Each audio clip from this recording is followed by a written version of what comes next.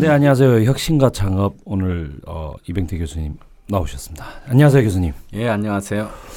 오늘 지난번에 이어서 혁신 기업들이 자꾸 적자가 나는데도 사람들이 투자를 하는 이유에 대해서 오늘 한번 나눠볼 건데요.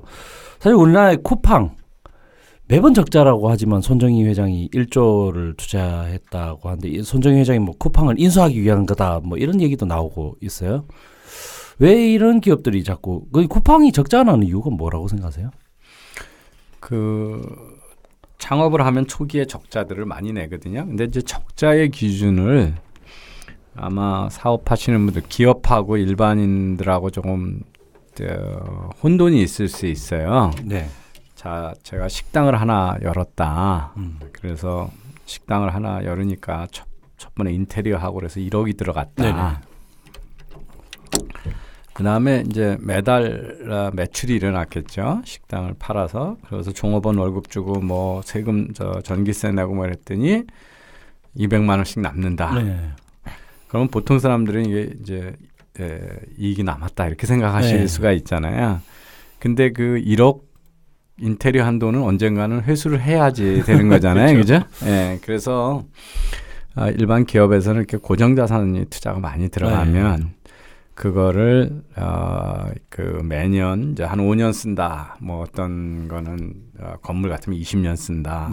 이렇게 되면 그거를 1억 들어간 거에 인테리어를 5년 있다 바꿔야 된다. 그래서 5년이라고 하는 고정자산 투자가 들어갔으면 쉽게 생각하면 이제 매년 200만 원씩에 2천만 원씩에 그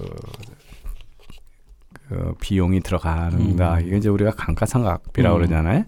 그래서 현금 흐름하고 이제 일반인들은 현금 흐름만 풀었으면 이익이 남는다 그렇게 생각하시는데 회계적으로는 그렇지 않습니다. 지금 아까처럼 1억을 들어갔는데 매년 200만 원이 남았다. 그럼 200만 원 번 게 아니고 사실은 2천만 원의 고정자산 비용이 있으니까 1,800만 원의 적자가 난 거죠.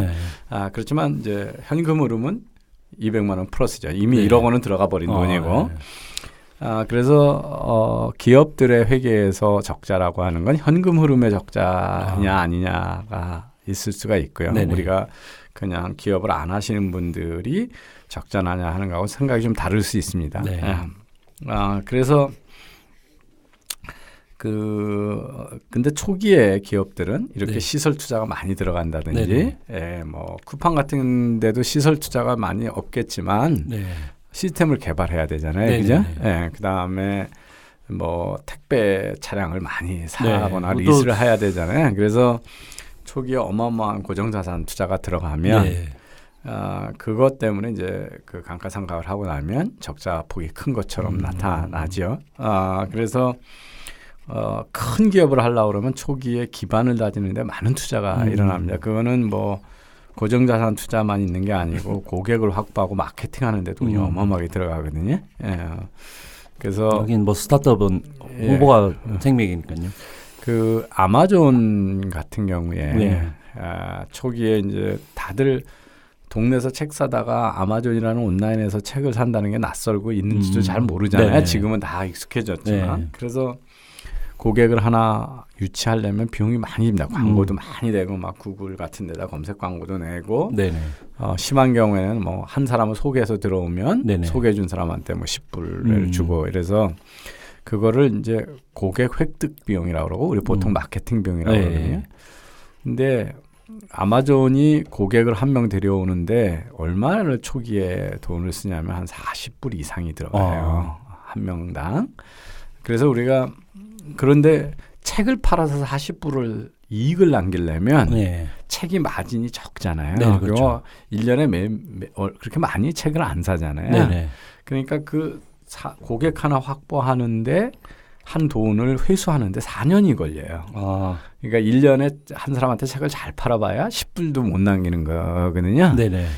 그러면 첫 몇 해는 상당히 적자가 되겠죠. 그렇죠? 그런데 이제 고객 수가 많아지고 그렇게 돈을 안 써도 고객이 점점 늘어나면 그 비용이 점점 줄잖아요. 그래서 그 한동안 초기 투자가 있고 고객을 확보하는데 드는 돈이 많이 들어가니까 그것 때문에 적자가 나다가 네네. 그런 비용이 많이 낮아지면 이제 기본적으로 고정자산 투자한 게 다 회수가 되고 네. 그러면 흑자로 돌아서고 우리가 그 많은 기업들이 큰 돈을 주고 고객을 많이 확보한 기업들을 M&A를 하잖아요. 네네네. 그래서 페이스북이 인스타그램을 일주에 샀다. 네. 그런 것도 그걸 안 사고 자기가 고객을 확보하면 몇 년이 걸릴지도 네네, 모르고 그렇죠. 또 고객을 확보하는 데 돈이 많이 들기 때문에 남이 확보해야 되는 고객을 사는 개념이 크거든요. 예, 그래서 사업하시는 분들에서 해보시면 잘 알겠지만 제품을 개발하고 시설을 하는 데까지 돈이면 바로 그 다음부터는 돈이 남을 것 같지만 마케팅 비용, 고객을 확보하는 비용이 많이 듭니다. 그래서 이제는 거기서 안 사면 안 되고 뭐 이런 시점이 될 때 그리고 누구나 거기 뭐가 있는지 아는 시점이 되면 고객을 끌어오는데 그렇게 힘이 들지 않겠죠. 그래서 고객들이 다른 고객을 소개하고 이러니까 그 전까지는 많은 적자가 나고요. 이제 스타트업 중에 위험하다 그러는 거는 뭐 회계적으로 적자가 한 게 아니라 손에 들고 있는 현금이 매달 빠져나가잖아요. 이제? 그렇죠. 그래서 현금이 없는데 추가 투자를 못 받거나 매출이 안 일어나면 손에 드는 현금이 없어질 거예요. 그렇죠. 그래서 손에 있는 현금이 얼마나 막 줄어드느냐를 가지고 이제 우리가 돈이 탄다 그래서 버닝 레이트 한 달에 얼마나 버닝하냐, 얼마나 돈을 태우냐 그러거든요. 하거든요. 그거는 이제 현금 보유액이 얼마씩 줄어드냐 이렇게 얘기하는 겁니다. 그래서 그러면 이제 창업주나 경영자는 아주 피가 마르는 거죠. 속이 타겠네요. 그 잘못하면 바로 이제 적자하고 부도가 나는 거잖아요. 그러면 큰 기업들은 경제가 나쁘고 좋으면 뭐 실적이 있으니까 기업이 은행에 가면 융자를 더 얻을 수 있는데 아직 초기 기업들은 그런 실적이 없으니까 은행이 돈을 잘 안 빌려주겠죠. 그렇죠. 그러면 이제 후속 투자가 있거나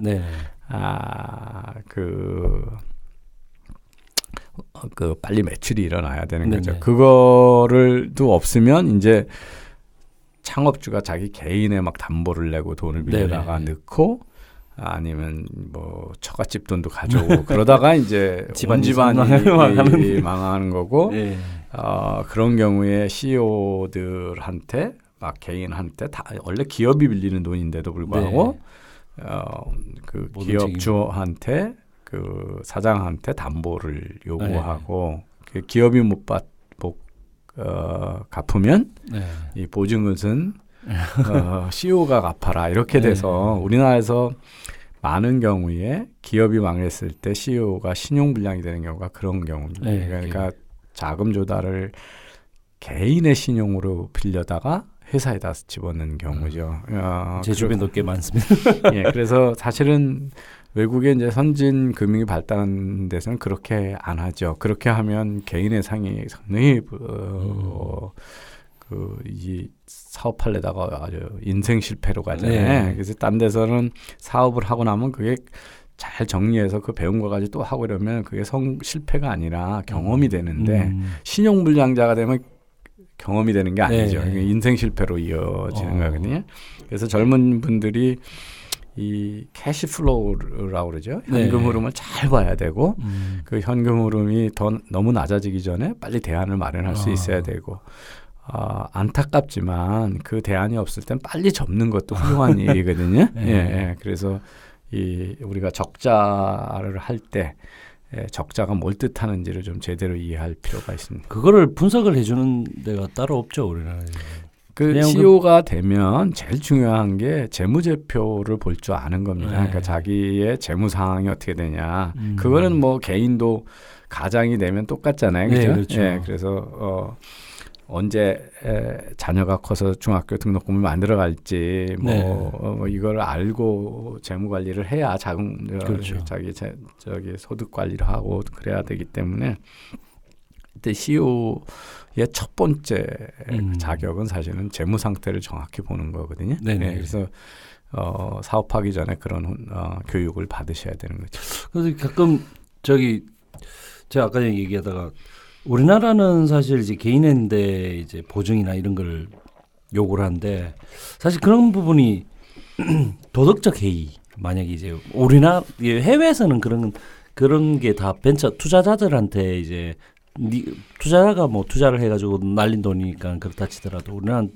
그게 뭐 도덕적 개의 때문이니까 그거를 쌍방에 이제 금융기관 회사가 잘 발달하지 않은 것도 있고요. 네. 여러 가지로 모든 사회 문제는 쌍방의 문제가 있잖아요. 그러니까 남의 돈을 빌렸다 못 갚으면 사회적 처벌이 무지 강하면 네. 그 신용 관리를 잘하면 이제 그런 일이 없는데 우리는 은행 돈은 옛날에는요. 은행 돈 빌리고 그걸 빨리 갚는 놈은 바보다. 뭐 이런 얘기가 많았어요. 그러니까 벌떼 그러고 어쩔 때는 띄어먹고 정부가 네. 저기 부채 탕감도 해주고 네네, 그렇죠. 또 신용 기록을 지워주기도 하고 이런 선심을 쓰고 그러기 때문에 그 기업하고 기업주가 또 잘 분리가 안 되고요. 이게 뭐 사기업처럼 네, 그렇죠. 요즘에 이제 횡령이니 뭐 이런 거에 대해서 처벌이 많아져서 요즘은 옛날보다는 상당히 조심하지만 구분이 안 돼가지고 뭐 이게 개인 재산인지 회사 재산인지 없이 막 왔다 그랬으니까 그럴 때는 회사라고 하는 건 실체가 없잖아요. 네네. 사실은 사람들이 모여서 관리하는 거니까 그 관리하는 사람한테 책임을 지음으로써 네. 그 빌려주는 쪽에서는 안전하게 하려고 그러는데 요즘 그 창업하는 젊은이들은 그 이런 뭐 융자나 담보 주고 돈 빌리는 경우가 그렇게 많지 않습니다. 왜냐하면 이제 우리나라 자본시장이 성숙했고 이거는 옛날엔 돈이 귀하고 빌리겠다는 사람이 많으면 그렇게 빌려준 사람한테 유리한 조건을 걸 수가 있죠. 네. 근데 이제 요즘은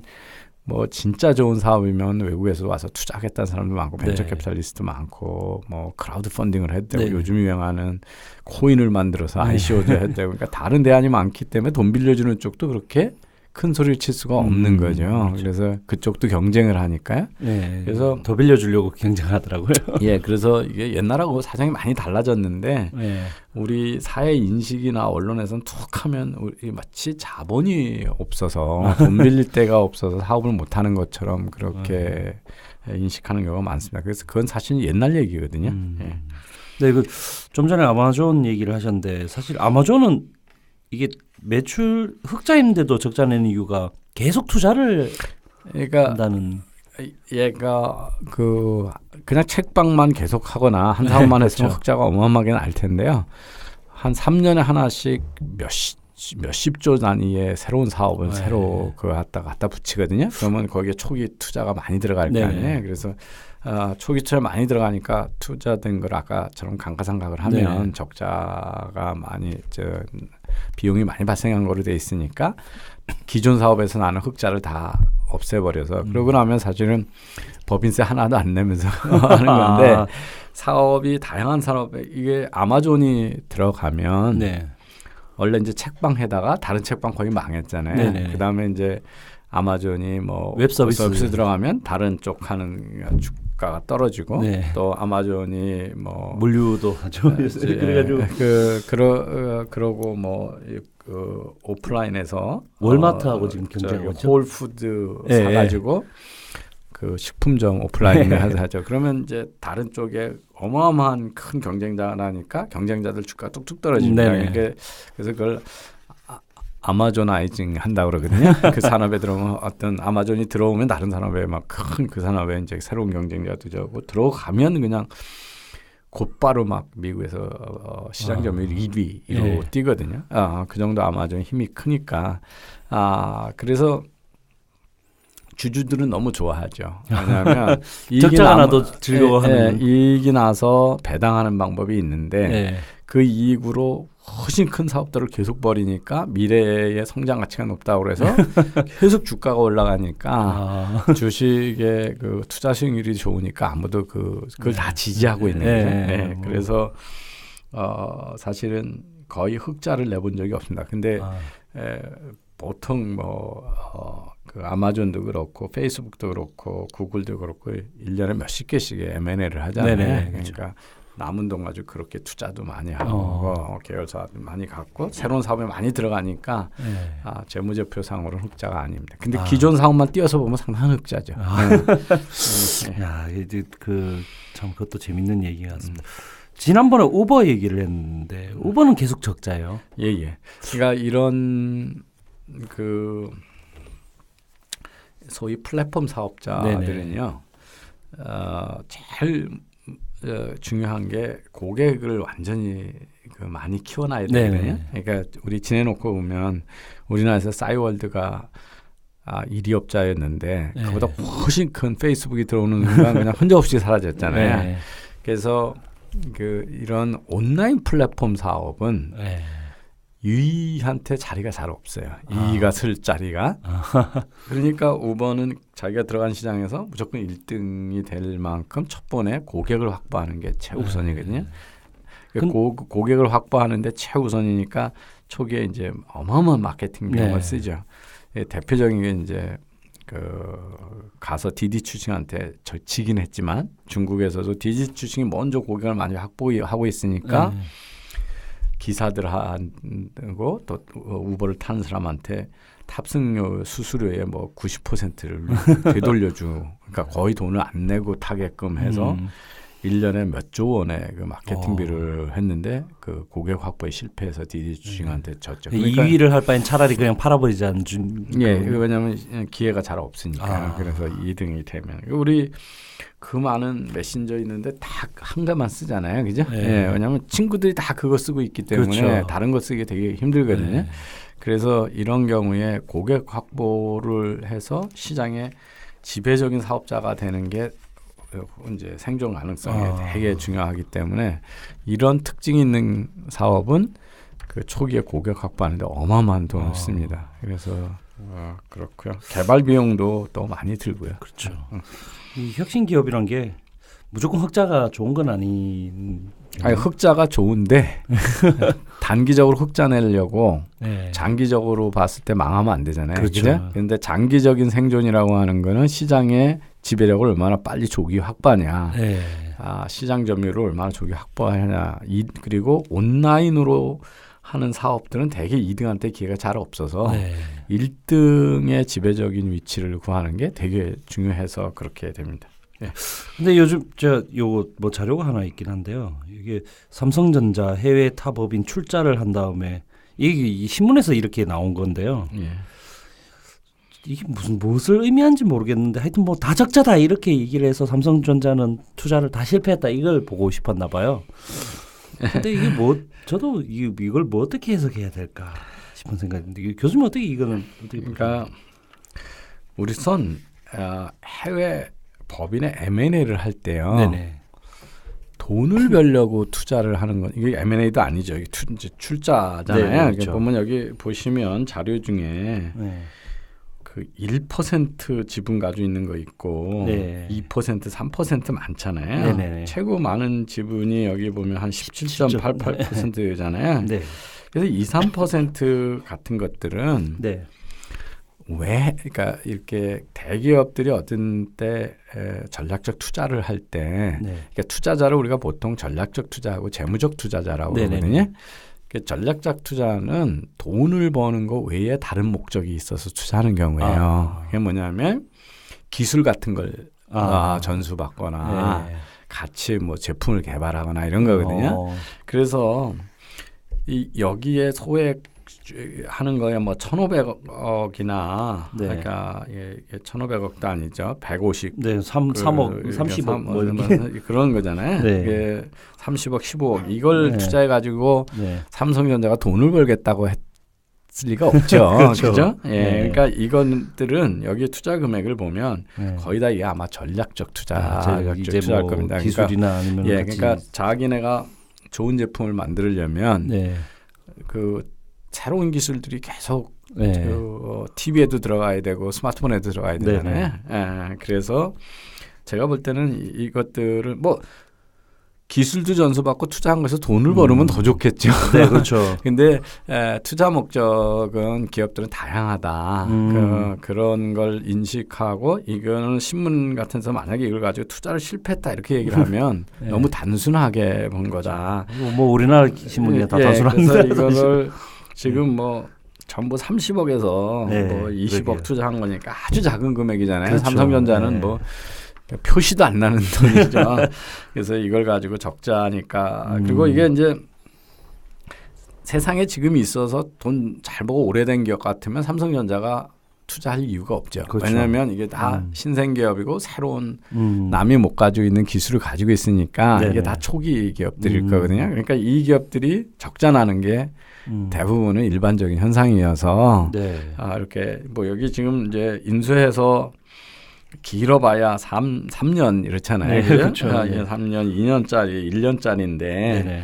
그게 우리가 정말 뭐 아무 초기 투자가 많이 안 들어가고 네네. 그냥 노점상을 하거나 이러기 전에는 투자해놓고 바로 흑자 나는 사업은 거의 없거든요. 그렇죠. 예, 그래서 이런 것들은 너무 언론들이 삼성전자는 뭐 투자해서 실패다 이걸 보여주는 왜 그런 기사를 쓰는지 모르겠는데 그 사업을 잘 이해 못하는 분들의 기사인 것 같아요. 그래서 이게 뭐 하만처럼 조단위 투자를 했던 기업을 뺐는데 그건 또 다 빼놨잖아요. 그냥 그건 진짜 M&A 한 건 다 빼놓고 아주 소액의 지분율 2, 3% 뭐 0.89% 이런 거잖아요. 그죠? 홈 오토메이션 이런 거는 당연히 스마트홈에 들어가는 기술 때문에 투자했구나 이렇게 우리가 추측할 수 있잖아요. 그리고 뭐 투자 금액도 23억인데 그게 뭐 적자 났다고 해서 실패된 거다 이렇게 하는 거는 너무 단순한 얘기인 것 같아요. 네. 그래서 뭐 하여튼 삼성전자가 주식 투자하는 게 아니잖아요 지금, 그죠? 네, 주식 그렇죠. 투자하면 주가 많이 올라갈 거야 투자를 해야 되는데 이게 다 상장도 안 돼 있는 기업일 거고 지분만 해가지고 관계를 잘 맺어놓는 쪽으로 많이 보면 되겠죠. 그래서 이건 좀 편향적인 해석인 것 같아요. 네, 알겠습니다. 오늘 저희 혁신 기업들의 적자는 어떻게 봐야 하는지 얘기를 한번 나눠봤는데요. 사실 이제 적자라고 다 나쁘다라는 생각들도 꽤 우리나라 사람들이 이런 삼성전자 이런 적자 뭐 이런 문제라든지 이런 걸 많이 보고 있는 것 같아요. 그래서 사실 쿠팡도 곧 망할 거다 이런 얘기도 많이 나오잖아요. 적자 나서. 그래서 그런 얘기가 자꾸 기사에 나오는데 그걸 그렇게 적자가 나쁘다라고 볼 필요는 없다. 쿠팡에 대해서 걱정을 하시면 이걸 하나 보시면 돼요. 그래서 이제 적자가 막 그러면 가지고 있는 현금이 점점 줄어들잖아요. 그럼 사업을 못 하잖아요. 그죠? 그렇죠. 그러면 지금 한국 기업들이 거기다가 뭐 융자를 금융회사가 하거나 아니면 대개는 초기 기업은 융자를 안 해주니까 후속 투자가 일어나냐. 그러면 거기에 지금 제일 지분 투자를 많이 한 게 손정희 회장이잖아요. 그렇죠. 그럼 손정희 회장이 그 소프트뱅크가 추가 투자를 하냐. 아니면 그거와 유사한 다른 큰 벤처 캐피탈이나 투자은행들, 인베스트먼트라고 해서 우리가 아는 이제 체이스나 뭐 모겐스탠이나 뭐 이런 투자은행들이 더 큰 돈을 후속 투자를 해주냐. 후속 투자 금액이 들어오면 살 거고 안 들어오면 죽을 거 아니에요. 근데 그런 사람들이 후속 투자를 해준다는 얘기는 가능성이 이 회사가 정상적인 궤도로 가고 있구나. 그래서 아무런 그런 정보 없이, 그러니까 적자가 나는데 어떤 적자인지는 잘 분석을 해봐야 되거든요. 그러니까 고객 수가 늘어나냐, 그리고 들어온 고객이 계속 안 나가고 거기서 물건을 사주냐, 그리고 지난달보다 이번 달에 더 평균적으로 많이 사주냐. 그러면 어느 순간에는 이제 그 경쟁자보다 많은 고객을 확보했고 1위 업자가 확실히 되고, 그래서 이대로 가면 몇 년 안에 한국의 알리바바가 된다. 무슨 아마존이 된다. 이런 비전이 있으면 그 큰 투자자들은 계속 해주겠죠. 그래서 그 판단은 지금 손에 들고 있는 현금이 얼마냐, 몇 년을 더 버틸 거냐, 그 안에 후속 투자가 일어나냐 아니냐. 그래서 누가 뭐 CEO가 이뻐서 조 단위를 막 쏟아붓고 망할 기업에 붙는 게 아니잖아요. 그래서 그 판단은 그런 금융기관들이, 금융회사들이, 그 투자자들이, 중요한 전략적 투자자들이 투자를 계속하냐를 보면 이 회사가 정상적으로 경영이 되고 있다 안 있다라는 걸 판단할 수가 있습니다. 근데 재무제표만 보고 그렇게 얘기하는 거는 이게 뭐 6천억이 적자 났다. 그게 구멍가게 하시는 분한테는 상상이 안 되는 네. 거잖아요. 그러면 매출 규모에 대해서 몇 %나로 봐야 돼. 네. 그러니까 몇십조 매출을 일으키는 데서 6천억 적자하고 1,000억 매출하면서 800억 적자. 그럼 어느 게 더 큰 거냐 모르잖아요. 그죠? 저택이 중요한 게 그렇죠. 아니잖아요. 그죠?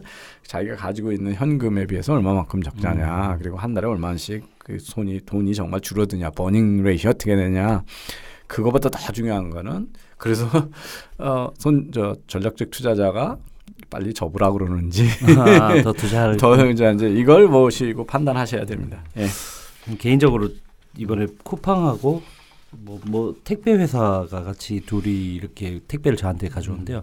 쿠팡은 언제 갖다 줄지 직접 갖다 줄지 문자도 오고 계속 이게 되게 친절한데 다른 택배 회사는 그냥 저기 경비실에 던지고 가더라고요. 예. 써본 고객이 계속 쓰냐가 제일 중요한 거예요. 예. 그래서 저한테 기자분들이 그런 거 물을 때마다 제가 농담으로 당신 거기다 얼마나 투자했길래 이제 남의 회사 적자에 그걸 김봉수 사장하고 네. 손정희 회장이 걱정해야지 당신이 왜 걱정하냐고 그러고 있습니다. 알겠습니다, 교수님. 예. 다음 시간에는 또 다른 얘기를 한번 나눠보도록 하겠습니다. 오늘 얘기 감사합니다. 예, 고맙습니다.